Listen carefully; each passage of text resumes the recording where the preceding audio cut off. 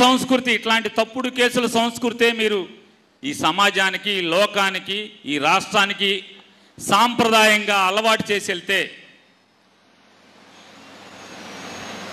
నేను ఒకసారి చంద్రబాబు నాయుడిని, ఈ రాష్ట్ర డీజీపీ గారిని ఇద్దరిని ప్రశ్నిస్తున్నా.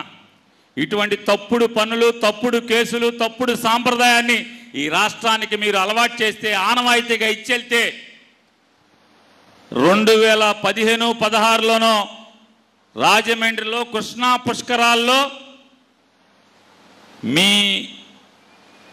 మీరు, మీ శ్రీమతి గారు, మీ అబ్బాయి, మీ వందిమాగదులు అందరూ కలిసి గోదావరిలో బుడుంగని ముక్కు మూసుకుని 3 సార్లు మునిగింది.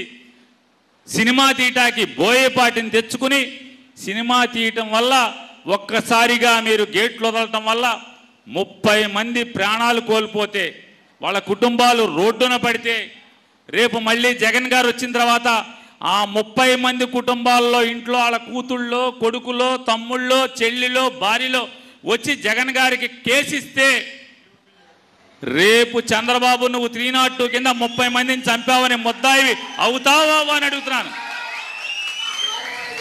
చంద్రబాబు వెనకాల ములుగుతుంటే సొబ్బందిచ్చిన లోకేష్ ముద్దాయి అవుతాడా అవడా? నిమ్మకాయల చినరాజప్ప వెనక కూర్చుని ఆయన కూడా ములగటాకి ప్రాక్టీస్ సిద్ధం. చంద్రబాబు ఎట్టా ములుగుతున్నాడో, తర్వాత నేను ఎట్టా ములగాలని చూస్తున్నా. నిమ్మకాయల చినరాజప్ప కూడా ముద్దాయి అవుతాడా అవడా?